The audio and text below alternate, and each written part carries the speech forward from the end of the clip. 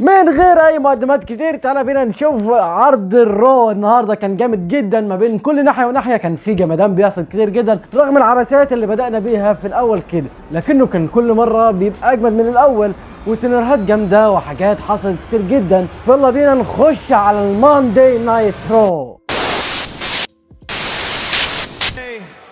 Your boy is entering the Royal Rumble. Doing math. That just means I gotta be the last one in there. Clearly hurt. Xavier Woods, 619. Woods is shook, dropping the top. Seth Rollins got my name in his mouth. 25. Oh. Oh no! Sami Zayn! News is that somebody is me.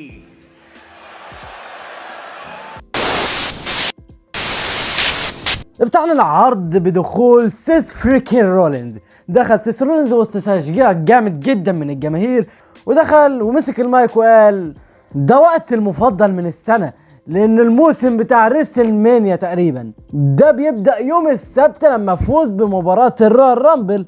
انا سيس فريكين رولينز وانا ما بسقطش قدام اي شخص، عشان ما فيش حد في العالم ده افضل مني. انا عايز اقصي جون سينا وجاي اوسو وسامي زين وسي ام بانك ودرو ماكنتاير من الرامبل، وخصوصا رومان رينز. حلم ان اشوفه هنا.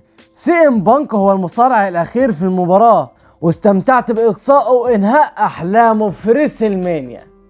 انا بعد ما افوز بالرويال رامبل هكون مهتم بتحدي جونتر على بطولة العالم في ريسل مانيا، بس في بطل كمان وهو بطل WWE كودي رودز. انا عاوز اكسب البطولة اللي انا ساعدت صاحبها عشان يكسب البطولة دي. بعدها قطعوا الرينج جنرال جونتر. دخل جونتر، يعني انا مش عارف والله، اول ما شفت كده قلت ايوه بداية جميلة والحياة حلوة والجمدان ده، واحنا شكلنا داخلين على جمدان ولا ايه؟ وسيس فريكين رولينز بيحمسنا للرامبل اكتر، فيا سلام. خش يا عم جونتر. دخل جونتر وقال ان في يوم السبت اللي فات هو دافع عن لقبه ضد المهرج المسمى بجاي اوسو. انت امضيت وقتك بس في البكاء على كل اللي حصل ليك، كنت هلغي كل انزعاج الجماهير للتركيز على الرويال رامبل. رد عليه سيس رولينز وقال لو انا ما كنتش موجود هنا ما كانش هيبقى في لقب العالم اللي معاك ده. انا اللي بنيت اللقب ده، وانا اللي عملت له قيمه، وانا اللي وجدته في WWE. سيس انت عندك على العديد من الانجازات، انت حققت لحظات جامده جدا في WWE مع هؤلاء المشجعين، بس في عالم 2025 ما عدتش افضل مصارع في الشركه، عشان انا المصارع ده واللقب ده بيثبت ان انا افضل مصارع في WWE. سيس انا بترجاك انك تفوز بالرويال رامبل وتتحداني لمواجهتي في ريسل مانيا، واخليك تشعر زي ما كل جميع المنافسين اللي بيقابلوني بيشعروا، الهزيمة اللي بتخليك منهار ومتهان قدام الرينج جنرال جونتر. بعدها قطعهم الاتنين لوجان بول. انت بتبحث عن الاهتمام لانك مقاتل، بس انا مش محتاج ده، مش محتاج للاهتمام عشان انا جيد في كل حاجه. وبصراحه الجمهور كان ممغوش قوي جامد قوي على لوجان بول، يعني كان مديله، يعني والله انا فكرت بقول هو في ايه مالك يا لوجان، الحمد لله على السلامه يا حبيبي، ده انا كنت نسيتك اصلا. يعني كمل لوجان بول وقال انا واجهت الاتحاد مش سيس فريكين رولينز او جونتر، وبيعلن عن مشاركته في مباراة الرويال رامبل، ولما افوز بمباراة الرويال رامبل هكون في الحدث الرئيسي للريسل مانيا، ووقتها هقدر اتحدى كودي رودز او جونتر. وبتنتهي الفقرة دي على كده. فقرة جامدة جدا جدا جدا. يعني شوف سيس حمسنا للرامبل، الواحد اللي هو حاسس ان هو اللي هيفوز بيها ولا ايه. قام داخل جونتر قال له تعالى لي يا عم، انا مستنيك يا عم، وانا بص انا جامد يا عم، وانا ههزمك وههينك وهطلع 3 زي ما عملت في اوسو بالظبط. ماشي يا عم. قام داخل له بقى، رجع له لوجان بول عشان يعمل اي حاجه قبل الرامبل بقى. ما هو طبعا ما ينفعش حد يشارك من العدم كده، المفروض يعني ده حاجه اساسيه عند تريبل اتش. ما حاجات المفاجآت دي ما فيش الكلام ده مش تابعه يا باشا. عاوز تروح للمفاجآت معلش روح الاي دبليو، روح اي مكان تاني، مش في التحدي معلش. انا وحشني لعب المصارع ده، يعني هو مش مصارع ومش عارف مين مصارع ولا يوتيوبر ولا ايه بالظبط، بس هو لعبه بصراحه كويس جدا. وبيعمل لقطه كده كل سنه في عرض الرامبل، لما نشوف هيعملها مع مين يعني. وطبعا احنا عارفين ان لوجان بول مش هيكسب الرامبل، خلينا في التوقعات نبقى نقول لكم مين اللي هيكسب في الرامبل. بعدها بيظهر في خلف الكواليس سي ام بانك وبيقول ان كل تركيزه حاليا هو الفوز بمباراه الرامبل عشان يتصدر الحدث الرئيسي في ريسلمانيا. وبيظهر سامي زين لسي ام بانك وبيقول له انه تصدر الحدث الرئيسي ريسلمانيا وهو ما تصدرش. هو كله عاوز يعمل سي ام بانك كده يعني والله يعني كل ما حد يقابل سي ام بانك يقول له انت ما صدرتش الحدث، انت ما صدرت. انا حاسس ان هم هيكسبوه عشان يبقى كفايه ذل. في ايه؟ وسامي وهو ماشي كده قابل كاريون كروس وقال له سامي وقف التفكير في الاخرين، فكر في نفسك وهتدرك انك عندك العديد من الفرص عشان تفوز بالرويال رامبل. مشي شويه قابل كودي رودز وسلم عليه ومشي. شكرا الحمد لله ان هو ما اتكلمش. انا مش عارف ايه اللي جاب ده. واحنا وانت ورانا نروح الرو نلاقيك، نروح سماك داون نلاقيك، هننزل للاكس تي هنلاقيك. انا اعمل ايه؟ اسيبك؟ كنا في الاي دبليو ولقيناك برضه. احنا مش عارف انا اروح منك فين انت. بعدها دخلنا على مباراه جي دي ماكدونالدز ودومينيك ميستيريو ضد الوايد رايدرز في مباراه تاج تيم. المباراه كانت جميله جدا ما بين الاربعه كانوا مادين اداء كويس جدا، خاصه جي دي ماكدونالدز والفريق الثاني التاج تيم ده كانوا عاملين تناغم كويس جدا ما بين بعض، وكانوا مقدمين ماتش كويس وحلو جدا. عجبني الماتش بصراحه. والماتش انتهى بفوز الوايد رايدرز بعد ما دخل كارليتو وقعد شويه حفشكنات اللي احنا عارفينها بتاعت كل عرض الرو ديت، وكانت مباراه كويسه ادي لها 7 من 10. بعدها بيظهر لودفيك كايزر لبيت دان وبيقول له انه شاف اللي حصل الاسبوع اللي فات ولازم نشوف طريقه نوقف بيها بنته. بعدها دخلنا على مباراه ريمستيريو ضد اكزيفير رود اللي يعني عشان المباراه اللي فاتت تكمل ما اي حفشكنات واي حش، وعشان كده كنت مخنوق من العرض، بس اللي حصل بعد كده هو الجمدان. المهم يعني المباراه دي كانت كويسه بس ما كانتش زي المباراه اللي فاتت، يعني كانت قليله شويه مش قوي يعني. مباراه كويسه ادي لها 6 من 10. بعدها بيظهر سيس رولينز لسامي زين ورا الكواليس، وسامي زين بيقول له ان اللي حصل الاسبوع اللي فات ده ومهاجمته ليه كانت من عن طريق الخطا. وسيس رولينز قال له ان هو عارف ان هو كان بالخطا بس ما كانش المفروض انه يتدخل اصلا. وقال له سيس رولينز ان لو حصل المره الجايه فان هو مش هيحس انه غلط ابدا. ونروح لبرومو بيعلنوا فيه لمقابله لسي ام بانك في عرض التمهيدي قبل الرويال رامبل يوم السبت. بعدها دخلنا لقينا جاي اوزو والمغني بتاعه اللي عامل له الاغنيه اللي عرفنا كل شويه. يا ابني انت اللي جابك هنا؟ ومين قلب على سماك داون يا جدعان؟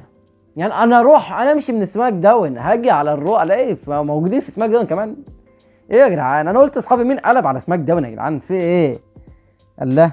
دخل جاي اوسو ابني العاق ابن ال 60 في 70 ده اهو، قال انا خسرت يوم السبت بس انا تمكنت من اثبات ان قادر ان انا على الهزيمه، او كلام هاكس كله في بعض يعني، وقال لك ان انا هشارك في رويال رامبل وهكسبها يعني. خلينا ماشي معانا الفقره دي عشان ابني هيجيب لي جلطه وانا مش مستحمله يعني. وبيتم عرض برومو خاص لبنته وبيقول فيه انه عاوز يلاعب الافضل في الدبليو دبليو. بعدها دخلنا على الفقره اللي بعدها لقينا من دخل بول هيمن. هو بص كان المفروض النهارده يظهر رومان رينز لكن الدبليو دبليو اعلنت اصابته، لكن بتطلع اخبار بتقول ان رومان رينز تعبان بسبب الكوامي اللي عنده. دخل بول هيمن واعلن عن ان رومان رينز هو المصارع اللي هيتصدر غلاف لعبه دبليو دبليو 2K 2025. وكمل بول هيمن وقال ان يوم السبت الجاي بالنسبه لرومان هيكون مرة تانية تحت عنوان الرويال رامبل 2016، 1 ضد الجميع 29 ضد 1. رومان رينز هيسترجع بطولته في ريسلمانيا لما يستعمر ايلون ماسك المريخ. هيكون رومان رينز هو النجم الابرز على هذا الكوكب.